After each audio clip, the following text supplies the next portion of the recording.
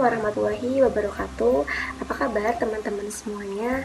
Semoga kita semua selalu diberi kesehatan, selalu diberi perlindungan oleh Allah Subhanahu wa taala, dan yang terpenting semoga wabah ini cepat berlalu agar kita semua dapat melakukan aktivitas seperti sedia kala tanpa dibatasi oleh ruang dan waktu. Amin amin ya robbal alamin. Kami dari kelompok 5 akan membahas mengenai metode Carshot. Sebelum masuk ke materi atau ke pembahasan, di sini saya akan memperkenalkan terlebih dahulu anggota pada kelompok 5. Yang pertama saya sendiri, Putri Mutiatul Fauziah. Yang kedua Muhammad Rizky. Yang ketiga Sufi Alifullah. Yang keempat Kiki Fitriani. Dan yang kelima Hani Latifah. Nah, untuk mempersingkat waktu, saya selaku pemateri pertama akan membahas mengenai pengertian metode Carshot. Nah, yang pertama ada metode pembelajaran. Seperti yang sudah kita ketahui, di sini saya akan mengulas sedikit atau mengulang lagi pengertian dari metode pembelajaran. Nah, metode pembelajaran yaitu serangkaian tindakan yang dilakukan guru dalam proses belajar mengajar dalam upaya mengantarkan peserta didik mencapai tujuan pembelajaran secara efektif dan efisien. Nah, untuk selanjutnya pengertian dari Carshot sendiri. Nah, Carshot adalah teknik penyajian materi pembelajaran dengan menggunakan teknik atau dengan menggunakan media berbasis visual berupa kartu. Nah, istilah Carshot sendiri berasal dari bahasa Inggris yang terdiri dari dua kata. Yang pertama card dan sort. Nah, card berarti kartu dan sort berarti memilih. Jadi, Carshot adalah suatu cara penyajian materi pembelajaran yang dilakukan melalui permainan pemilihan potongan-potongan kertas yang dibentuk seperti kartu yang berisi informasi atau materi pelajaran. Nah, metode Carshot atau mensortir kartu menurut Fatah Yasin adalah suatu metode yang digunakan pendidik dengan maksud mengajak peserta didik untuk menemukan konsep atau fakta melalui klasifikasi materi yang dibahas dalam pembelajaran. Nah, pandangan Fatah Yasin ini menekankan bahwa metode Carshot adalah cara penyajian materi melalui permainan, ya, dengan cara menyortir atau memilih kartu berdasarkan kategorisasi materi pelajaran. Nah, dari permainan ini, siswa diharapkan dapat mengklasifikasikan materi yang dipelajari ke dalam kategori-kategori tertentu. Nah, metode pembelajaran Carshot dengan teknik permainan-permainannya diharapkan dapat membantu siswa dalam memahami pelajaran dan memahami klasifikasi dari materi tersebut. Nah, melalui permainan ini atau melalui permainan kartu ini akan menumbuhkan minat siswa dalam pembelajaran. Karena apa? Karena dalam penerapan metode pembelajaran Carshot, guru hanya berperan sebagai fasilitator yang memfasilitasi siswanya dalam pembelajaran. Nah, sementara siswa belajar secara aktif dengan fasilitas dan arahan dari guru. Nah, sehingga yang aktif di sini itu siswanya, bukan guru, gitu. Selanjutnya, metode Carshot ini pertama kali diperkenalkan oleh Melvin L. Silberman, yaitu seorang guru besar kajian psikologi pendidikan di Temple University dengan spesialisasi psikologi pengajaran. Nah, di antara reputasi internasionalnya dalam mengembangkan strategi pembelajaran aktif adalah metode Carshot gitu. Jadi, menurut Melvin L. Silberman ini, pembelajaran yang aktif itu salah satunya menggunakan metode Carshot ini karena yang aktif itu siswanya bukan gurunya. Bismillahirrahmanirrahim.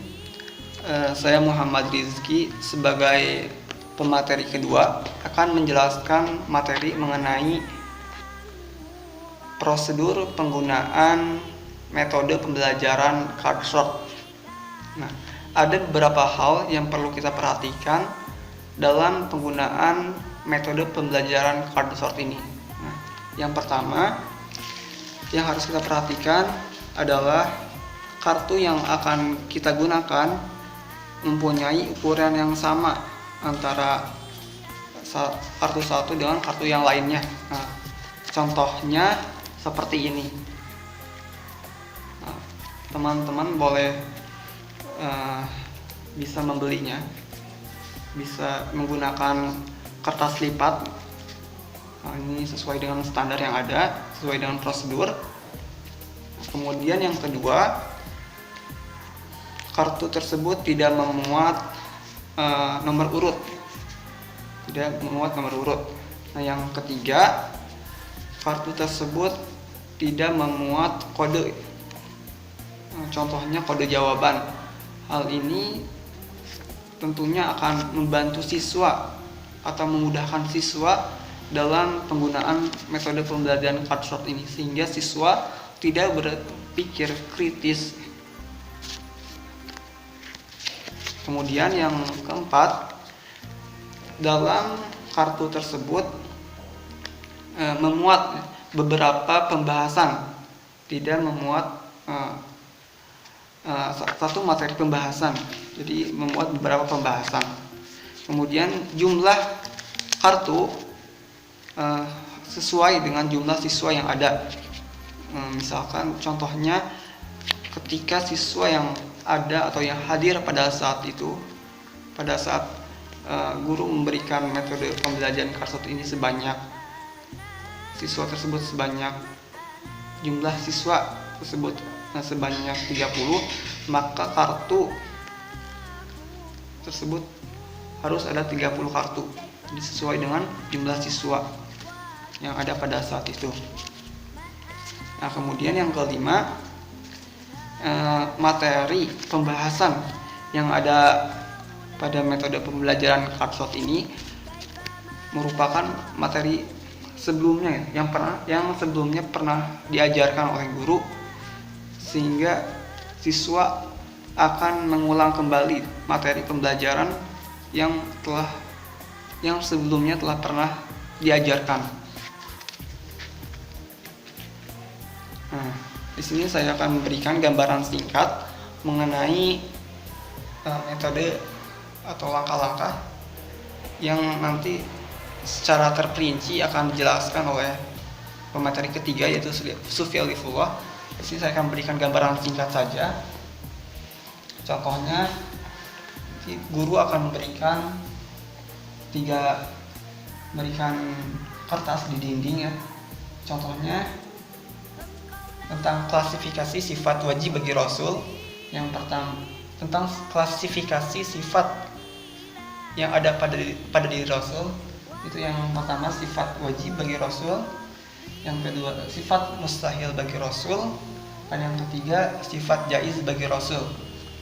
Nanti siswa akan diberikan kartu dan akan ditempel di dinding sesuai dengan klasifikasi yang benar. Nanti secara jelasnya akan dijelaskan oleh Sufi Alifullah. Di sini saya akan menjelaskan tentang langkah-langkah metode pembelajaran card short. Metode card short adalah metode yang ditujukan untuk memantapkan pengetahuan siswa dan memahami kategorisasi dari materi pelajaran. Dalam permainan ini, siswa diarahkan untuk mengkategorisasikan informasi yang ada dalam kartu yang dipegangnya sesuai dengan kategori yang telah ditetapkan oleh guru di papan tulis. Secara detail, langkah-langkah penerapan metode card short dikemukakan oleh para ahli sebagai berikut. Menurut Hisham Zaini, mengemukakan langkah-langkah penerapan metode pembelajaran card short sebagai berikut, yaitu yang pertama, bagikan kertas yang bertulisan informasi atau kategori tertentu secara acak. Yang kedua, tempelkan kategori utama di papan atau di kertas di dinding kelas. Yang ketiga, mintalah siswa untuk mencari temannya yang memiliki kertas atau kartu yang berisi kategori yang sama untuk membentuk kelompok dan mendiskusikannya. Yang terakhir, mintalah siswa untuk mempresentasikannya.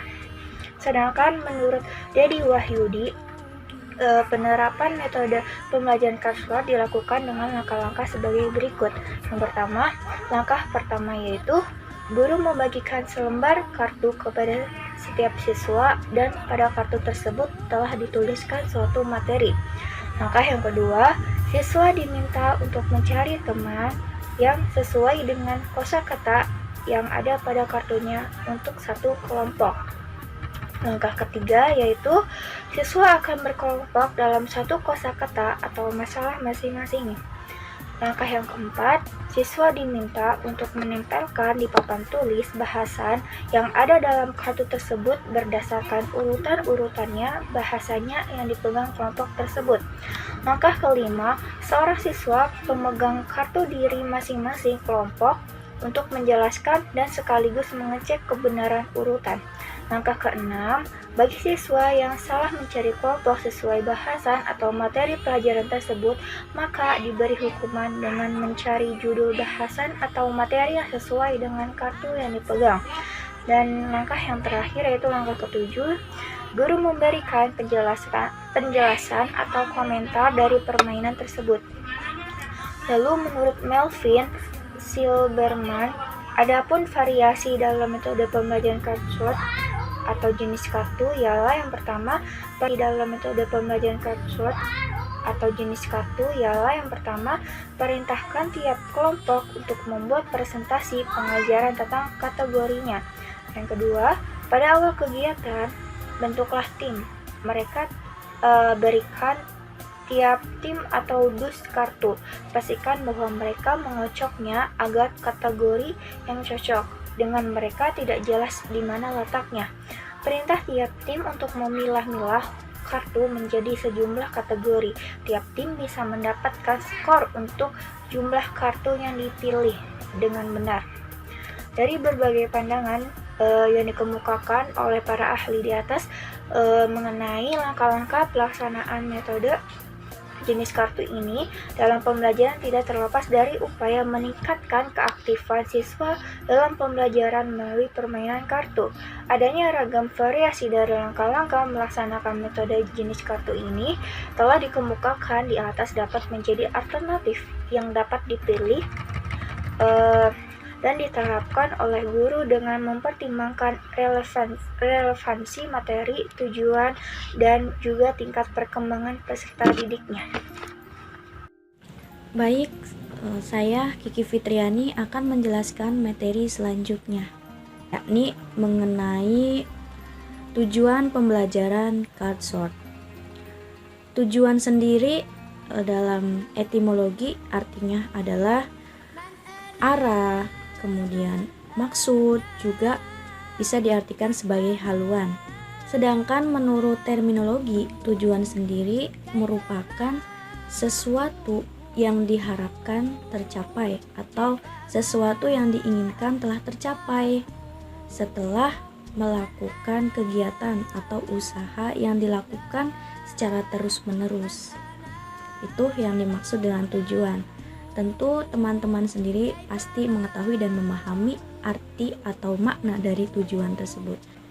Karena dalam kehidupan atau aktivitas dalam keseharian kita tentu pasti tidak asing dengan sesuatu tujuan. Lalu, apa tujuan metode pembelajaran cardboard? Nah, metode pembelajaran cardboard ini bertujuan untuk memperkuat daya ingat atau recall terhadap materi pelajaran yang telah dipelajari oleh siswa, serta mengaktifkan individu sekaligus membangun kerjasama antar kelompok untuk menerima, mengerti, atau memahami materi-materi yang telah diterima atau yang telah dipelajari.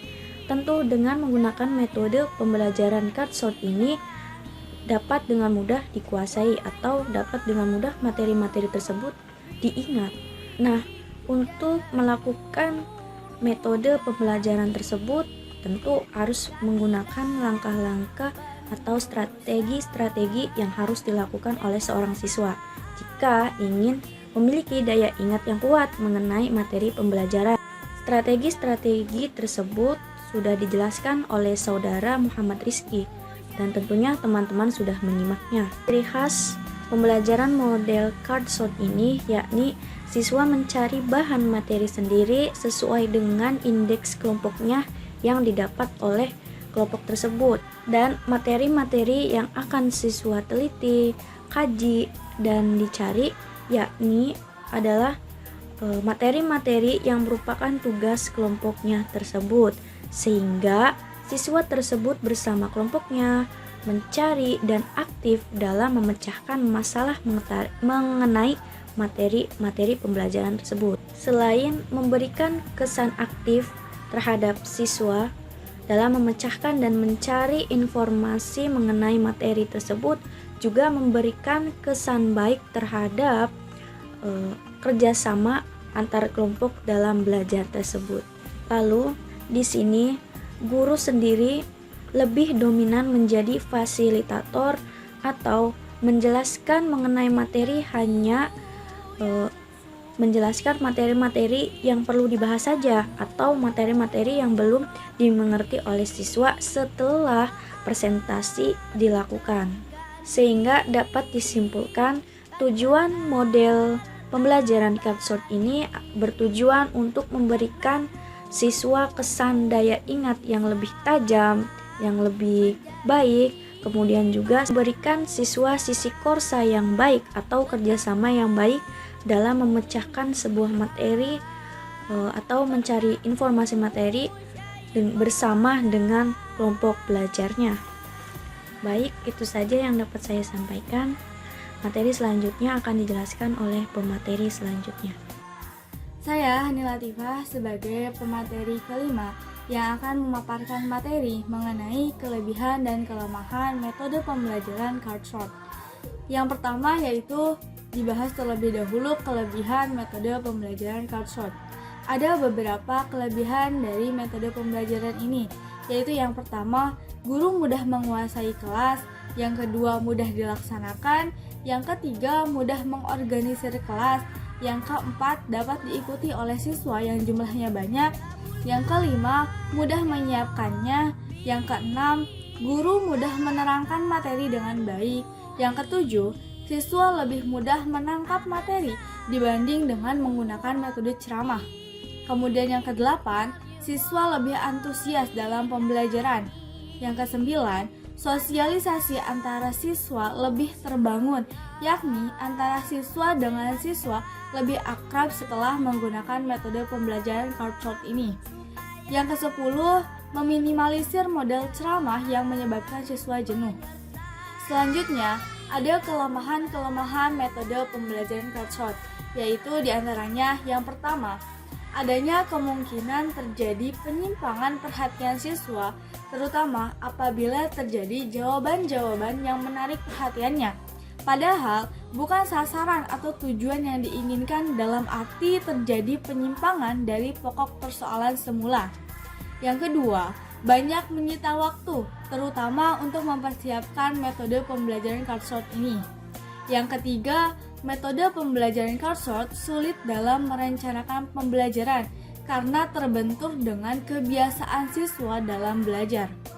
Yang keempat, selama kriteria keberhasilan belajar ditentukan oleh kemampuan siswa menguasai materi pelajaran, maka metode pembelajaran cardshot akan sulit diimplementasikan oleh setiap guru. Sekian yang dapat saya sampaikan.